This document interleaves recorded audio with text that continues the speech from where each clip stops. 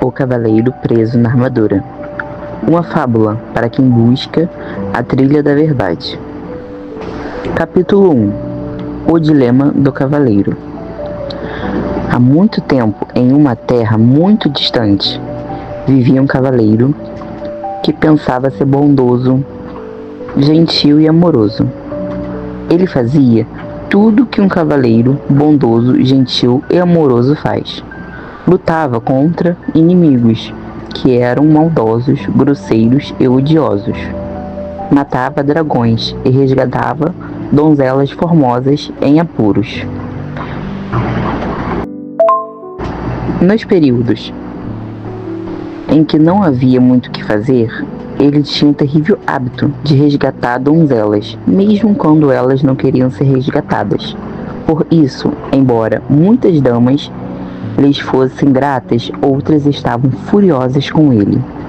Isso, no entanto, ele aceitava filosoficamente. Afinal de contas, não pode se agradar a todos. O cavaleiro era muito conhecido por sua armadura. Esta refletia raios de luz tão claras que quando o cavaleiro partia para a batalha, os aldeões podiam jurar que tinham visto seu sol nascer no norte ou se pôr no leste. E ele estava sempre cavalgando para batalhar. A mera menção de uma cruzada, o cavaleiro avidamente vestia armadura brilhante, montava em seu cavalo e partia em qualquer direção. Tão apto estava, na verdade, que algumas vezes cavalgava em várias direções ao mesmo tempo, o que não é proeza das mais fáceis. Por anos a fio, este cavaleiro esforçou-se para ser o cavaleiro número 1 de todo o reino. Sempre havia mais uma batalha a ser vencida, outros dragões para ser destruído, ou uma donzela que precisava ser salva. O cavaleiro tinha uma esposa fiel e um tanto tolerante, chamada Juliet, que escrevia lindas poesias, dizia coisas sábias e tinha predileção por vinhos. Também tinha um filho jovem de cabelo dourado, chamado Christopher. O cavaleiro esperava que um dia seu filho viesse a se tornar um corajoso cavaleiro. Juliet e Christopher pouco viam o cavaleiro, pois quando não estavam no campo de batalha, matando dragões ou resgatando donzelas, estava ocupado experimentando a armadura e admirando o lustre dela. Com o passar do tempo, o cavaleiro tornou-se tão enamorado de sua armadura que começou a usá-la para jantar e muitas vezes para dormir. Algum tempo depois, ele nem se importava em tirá-la. Pouco a pouco, sua família se esqueceu de sua aparência sem armadura. Às vezes, Christopher perguntava a sua mãe como era o seu pai.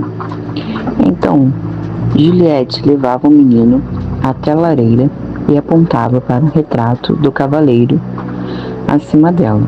"Olhe, seu pai", ela suspirava. Uma tarde, enquanto contemplava o retrato, Christopher disse à sua mãe: "Queria poder ver o papai em pessoa." Sua mãe respondeu: "Você não pode ter tudo", exclamou Juliette. Sua impaciência aumentava por ter apenas uma foto para lembrar o rosto de seu marido, e ela estava cansada de ter o seu sono perturbado pelo ranger da armadura.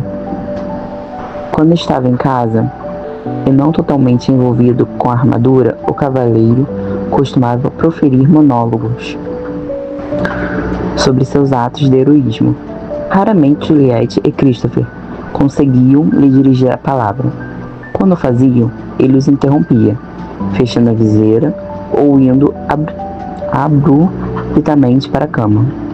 Um dia, Juliette desafiou o marido: "Penso que você ama essa armadura mais do que a mim." "Isso não é verdade", respondeu o cavaleiro. "Será que não amo bastante? Eu o resgatei daquele dragão e a coloquei esse elegante castelo com pedras de parede. Você amou, disse Juliette, mirando através da viseira para poder ver os olhos do cavaleiro. Foi a ideia de me resgatar. Você não me amava de verdade. Naquela ocasião, não me ama de verdade agora. Eu amo você de verdade, insistiu o cavaleiro, abraçando-a desajeitadamente em sua armadura fria e dura, e quase quebrando as costelas dela. Então tire essa armadura, para que eu possa ver quem você realmente é, ela exigiu. Não posso tirá-la. Tenho de estar pronto para montar em meu cavalo e sair em qualquer direção, explicou o cavaleiro. Se você não tirar essa armadura, vou pegar o Christopher, montar no meu cavalo e sair de sua vida. Bem, isso foi um verdadeiro golpe para o cavaleiro. Ele não queria que Juliette fosse embora.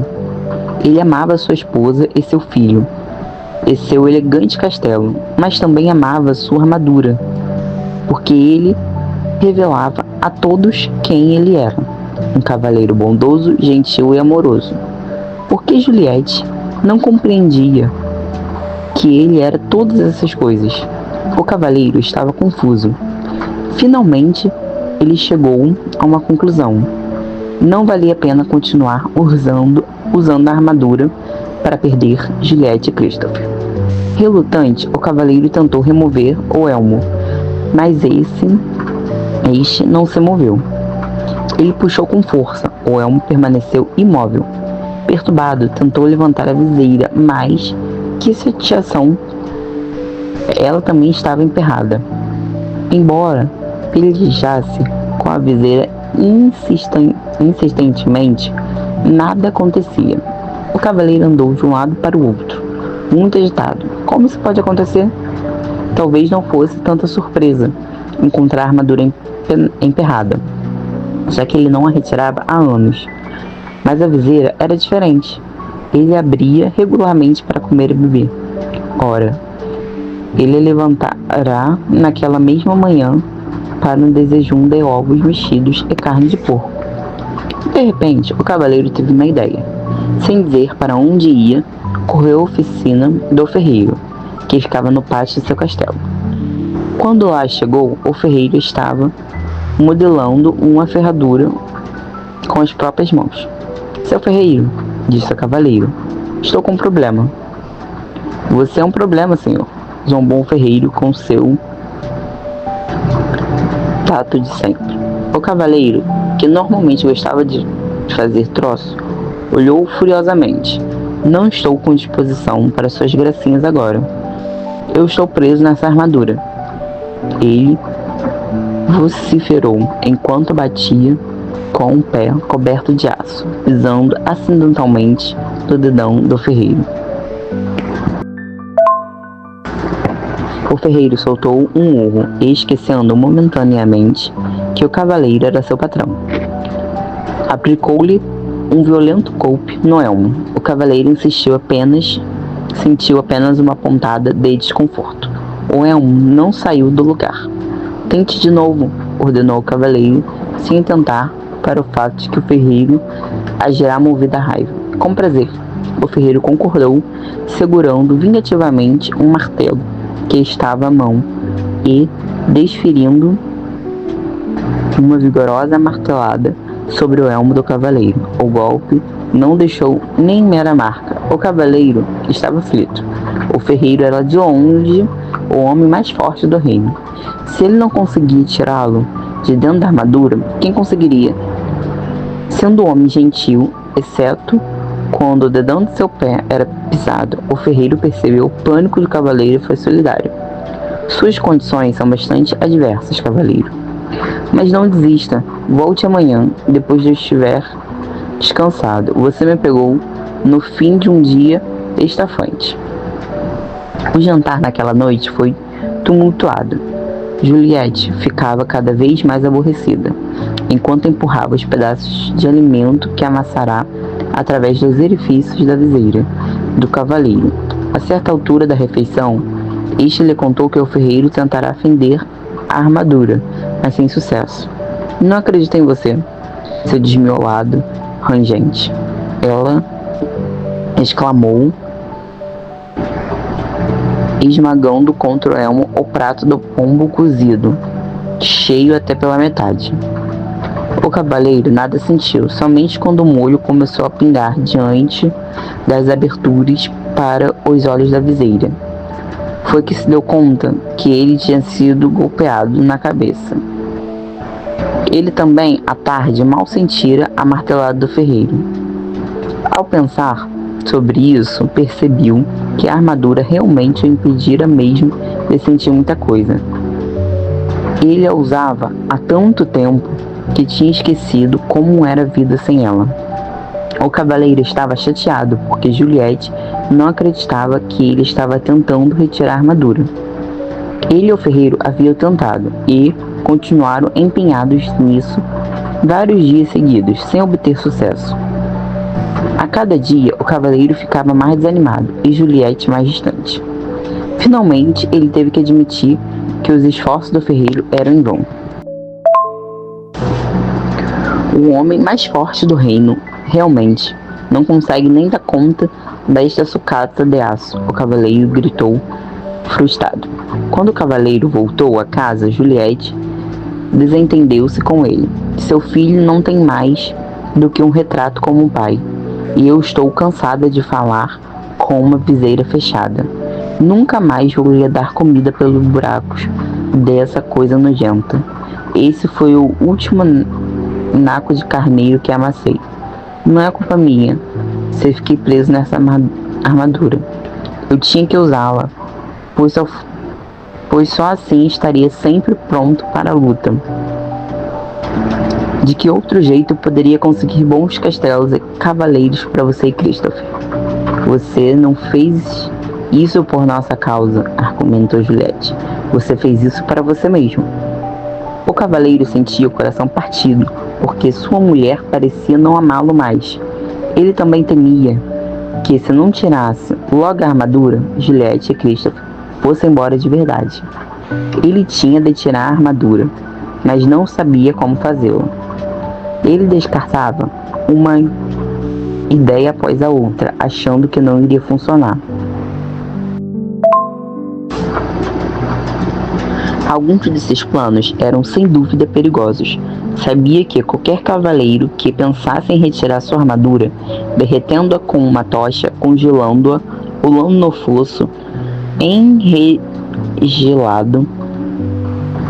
que circundava o castelo ou explodindo-a com um canhão, precisava muito de ajuda. Em algum lugar deve haver alguém que possa me ajudar a retirar essa armadura, pensou. É claro que ele iria sentir falta de Juliette e de Christopher e de seu elegante castelo. Ele também receava que, na sua ausência, Juliette pudesse se enamorar de outro cavaleiro, algum disposto a retirar a armadura na hora de dormir e a cumprir seu papel de pai para o Christopher. Todavia, o cavaleiro tinha de partir. Então, certa manhã, bem cedo, montou no seu cavalo e saiu cavalgando. Não ousou olhar para trás, com medo de que pudesse mudar de ideia. No caminho de saída da província, o cavaleiro parou para se despedir do rei, que era muito bom para ele. O rei vivia num imenso castelo situado no topo de uma colina, numa região afortunada. Ao atravessar a ponte levadiça e entrar no pátio, viu o bobo da corte, sentado de pernas cruzadas, tocando uma flauta de bambu. O bobo era chamado de Bolsa Alegre, porque trazia nos ombros uma linda bolsa com cores de arco-íris, repleta com toda espécie de objetos que fazia as pessoas sorrir ou sentir alegre. Havia cartas estranhas que ele usava para prever o futuro, contas de cores brilhantes que ele fazia aparecer e desaparecer, e algumas marionetes pequenas e engraçadas que manipulava para jocosamente insultar suas plateias. Oi, Bolsa Alegre, disse o cavaleiro. Vim me despedir do rei. O Bobo olhou para cima. O rei saiu pelo mundo afora. Não há nada que ele possa lhe dizer agora.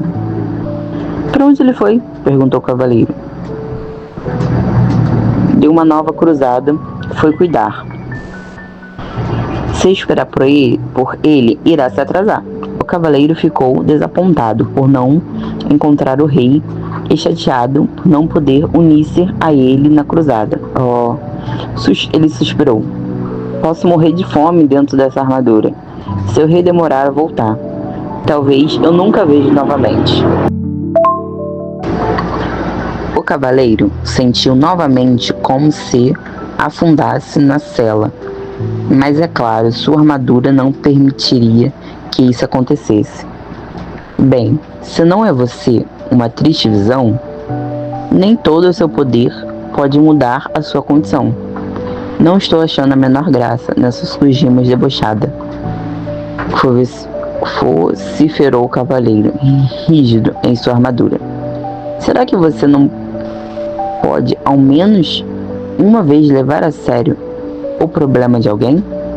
Com uma voz clara e lírica, Bolsa Alegre contou.